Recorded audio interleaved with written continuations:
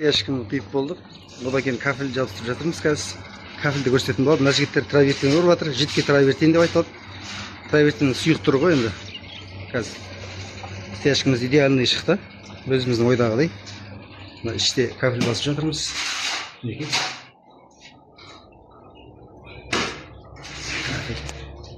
Алпысқа алпыс. Растор салып кафель басып жатырмыз. Сыртта жітке травертинді бір көрсетіп кетемін. Откосын шығарып жатыр.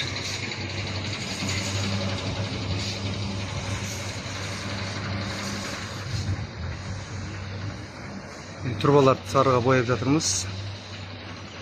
Турбаны сарыға боямыз. Мына асты травертин. Жітке травертин.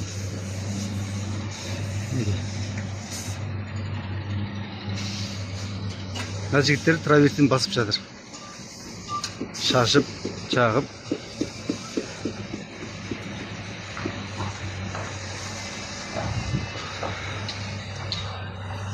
Осылай жұмыс жалғасып жатыр. Мына жақта да стяжкіміз біткен.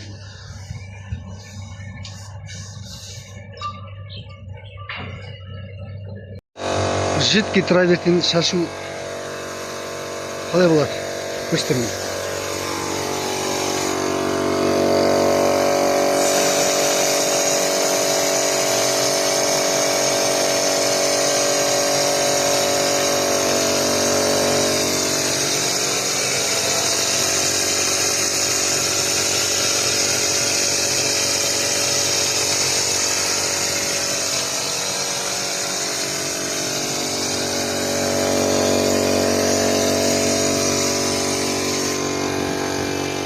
Бұлай травертин шашқан соң бұлай жағып жатыр.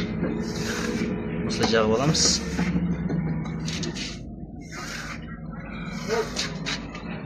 Сосын бұлай шығады.